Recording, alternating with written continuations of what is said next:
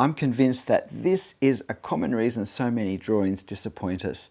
And I say it's a hidden reason because it's not necessarily so obvious. It's not that we can't draw the subject we're drawing. It's not that we haven't learnt the skills that we will need to draw it. But I see drawing after drawing where, to my thinking, this has been the reason, while the drawing, I think, hasn't fulfilled perhaps the hopes of the person who drew it. And it's the drawing, it's that the drawer wants this picture and wants what this scene could look like, but is not prepared to put in the effort needed to use all the skills that perhaps have been learned, but are going to be needed to be used in a concerted and deliberate way to draw this particular scene well. So I start before I know what I'm going to do properly enough. And by the way, you're watching a drawing I did recently at 5 times drawing speed. It was a gift for a student at a drawing workshop. So I really wanted to make it nice. I was actually going to sign this and frame it. So I decided it would take as long as it took, and I let myself have no time pressure. So it took me just a little bit over an hour to draw it. But that was unusual for me, not to give myself a time pressure. The problem is when we are rushing to finish, it causes all of these problems. And the biggest one generally is that we just don't plan the way we need to plan to do a decent drawing of this scene. Firstly, we don't give ourselves time to look closely at our scene in all the ways that we need to observe to be able to start both in the front and in the back of our mind working out, how am I going to do this? How am I going to capture all the different effects, and what composition am I going to have? What adjustments am I going to make in what's in front of me, whether it's a photo or whether it's life? So I don't observe for the observation I need to draw it well. I may not give thought to the pens I use, the size of the pens. I thought about that very carefully with this because it's a small drawing. It's only on an A5. That's a half A4, half copy paper size sheet of paper. But there's a lot of detail in it. But I didn't want it to be overly inky. So I thought I need to create a finer effect in this drawing than I do with my other drawings. And so the largest pen I'm using is 0.1, and that's what you can see I'm using now. Whereas I'm using a 0.05 now just for this detail here. Normally I would use a 0.3 and a 0.2 and a 0.1 and maybe a 0.05. So I'm going lighter, finer, because I want to capture more detail, and I want to capture it with perhaps a lighter, more single line feel than I often do. So I had all that in my head before I started. I worked out the depths of plane, which are the closest things, which are further back again, and worked out how do I change my drawing technique in those different depths going back from the closest to the furthest. So I'm considering how will I capture the effect of, say, the stonework that's on the part of the building on the left. This is actually the earliest European building in Sydney, in Australia, in Circular Quay. It's called Cadman's Cottage. And it somehow has survived. And then I think about the depths of plane going back further behind it. In this case, all this foliage, both the green leaf foliage and the palms, the very distinctive types of palms. And then it's also the bare branched trees. Again, how am I going to draw those? What pen will I use? How will I create the effect of all that branching from the thicker trunk parts to the very end of the finest twigs? How am I going to create that effect but not have it look overwhelming? Because I simply cannot draw that detail even if I wanted to. I have to create the effect. Have I experimented with marks before I start to draw to put to the test the things that I think will work for this building? Whether it's the windows and how I'm going to show the perhaps darkness behind the window and any wooden strips that may divide the window into smaller panes? Have I worked out if my sense of how I'll create the brickwork for behind the render, if at all, or if I'll leave it, let alone the foliage and the different types of branching and so forth. So have I experimented with the marks, with the pens I think I'm going to use as well, so that I know for sure that those pen widths and the amount of ink they leave on the paper is a good match for what I'm going to try and draw. Do I start to visualize the positioning of the major elements? So where am I going to start? And where is that starting point on this sheet of paper?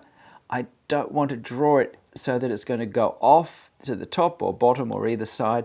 I'd like it to be nicely placed in the center if I can. So what's the best starting point? And bearing in mind the scale, the size, am I drawing at the same size as my reference if I'm using a reference? And if I'm changing the size, have I visualized what that size will look like so that I don't start the drawing too large to fit? Do I carefully work out then the best place to start that? And as I draw, do I pause and check what I'm doing to see, is it working, particularly at the start, particularly when I'm still committing to proportions and lines? Are my horizontal lines actually horizontal enough, or do I need to make slight adjustments to some of them? Because in my experience and opinion, most of the time drawing freehand, especially at the start, it's easy to get an angle not quite right. And it's better to do a correcting line over the top of it than to leave it. Because by the end of the drawing, we can usually add or at least massage the lines around what wasn't ideal in the first place so that it's not so obvious, that it's certainly less obvious than just leaving a line that's not angled correctly. And am I always looking for the way to capture the effect of the detail, to really progress it in the best way? And particularly when I change detail, do I go a little slower? So this palm tree I'm drawing now is one that I haven't drawn in this drawing before. And so I need to just make sure that I get out of my head. Actually, I have drawn one to the left there, haven't I? But I need to get out of my head the marks I've been using for the foliage up till now and work at something that captures this.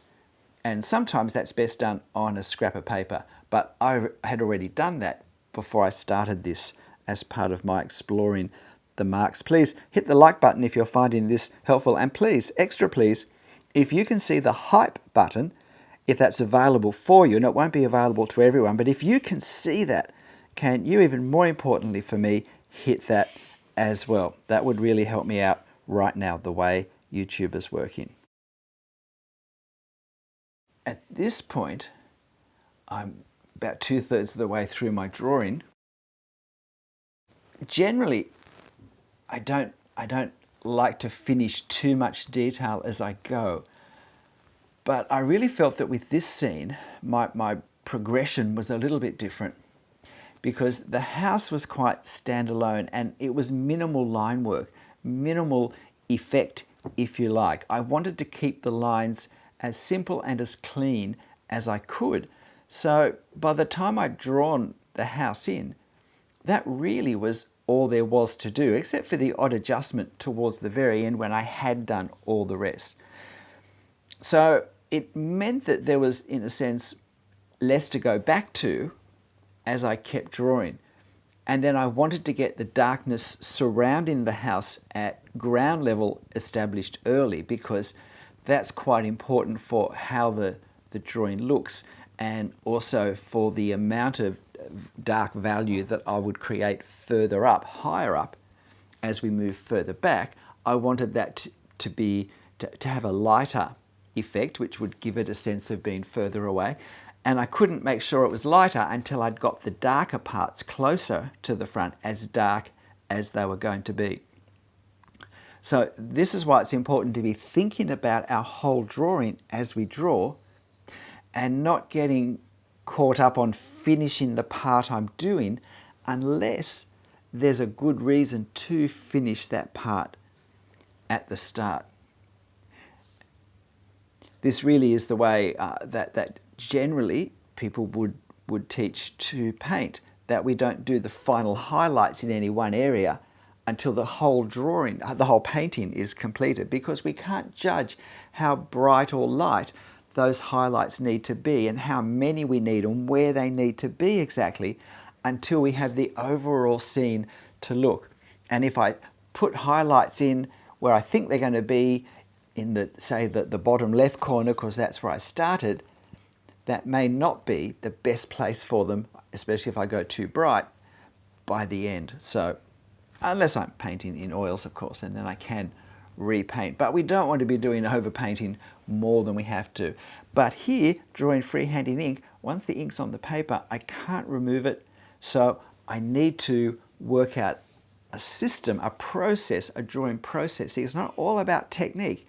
It's not all about ways of putting ink marks on the paper. It's also about the process, the order in which we do things, the way we structure our thinking, the way we plan in how we're going to use the best way to go step by step, which changes with every drawing. There is no ABC best place to start. There are certainly some, if you watch a lot of my drawing videos, and I hope you do, and my playlists, if you haven't seen many of my videos, will help you navigate the huge number to find the ones that are most going to help what you want to draw and where you're at in drawing, whether you're a real beginner or whether you're fairly well down the track and you're quite advanced in your skills. But it's important that we do this. It's important that we come to understand a process that then we can be flexible with. Because some scenes, some subjects may require that I start at the very top of the building and work down. Others may make, as is often the case, the first floor, the floor above the ground floor, the best option. Because often at ground level there's a lot of interruption, a lot of other things that clutter the scene. And that can make it hard to judge scale and proportion at that point.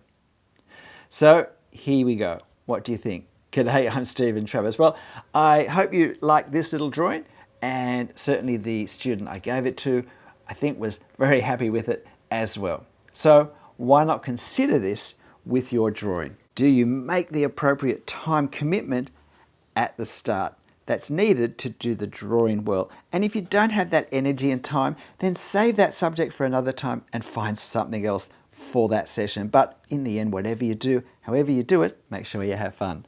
Bye.